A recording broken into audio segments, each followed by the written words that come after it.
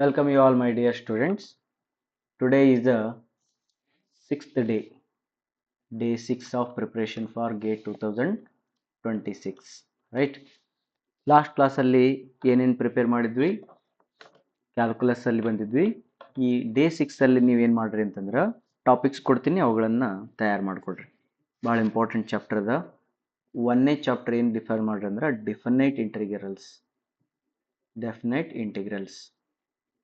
Definite integrals ಒಳಗಡೆ ಮೀನ್ value theorem ಅದ, ಸಣ್ಣದದ, ಅದೊಂದು ನೋಡ್ಕೊಡ್ರಿ. ಸ್ಟ್ಯಾಂಡರ್ಡ್ ಇಂಟಿಗ್ರಲ್ ಇಕ್ವೇಷನ್ಸ್ ಇರ್ತಾವೆ, ಹೌದಾ? Integration of x, integration of sine x, cos x, e power x, a x, tan x, ಆಮೇಲೆ integration of inverse functions, integration of log functions. ಇದರಂಗ there are so many formulas, about ಒಂದು 35 formulas ಇದಾವೆ, ಹೌದಾ? ಅಷ್ಟು by heart ಹಾಕ್ಬೇಕು.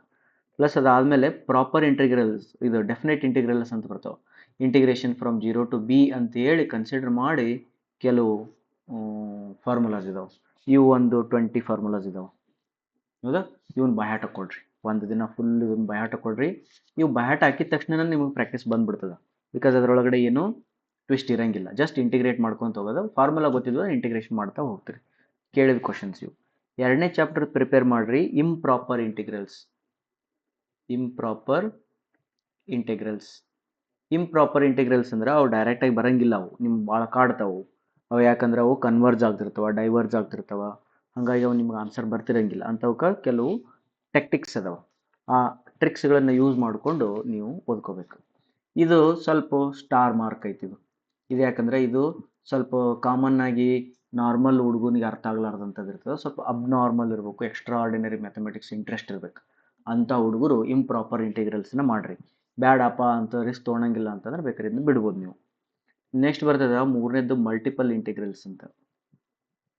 Multiple integrals ಅಂತಂದ್ರೆ double ಇಂಟಿಗ್ರೇಷನ್ನು ಅಥವಾ triple integration ಅಂತ ಬರ್ತದೆ. ಭಾಳ ಈಸಿ ಇರ್ತದೆ, ನೋಡೋಕಷ್ಟ ದೊಡ್ಡ ದೊಡ್ಡ ಕಾಣ್ತವೆ ಇವು.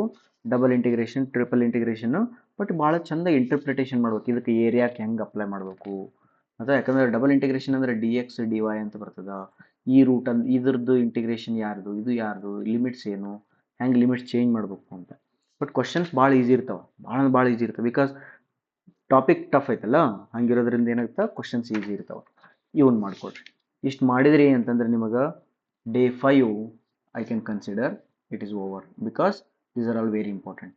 ಇದರೊಳಗಡೆ ನೋಡಿ ಏನಿಲ್ಲ, ಇದರೊಳಗಡೆ ಯಾವ್ದು ಮೆಥಡ್ ಇರಲ್ಲ, ಯಾವ ಸೈಂಟಿಸ್ಟ್ ಹೆಸರು ಇರಂಗಿಲ್ಲ, ಏನಿಲ್ಲ.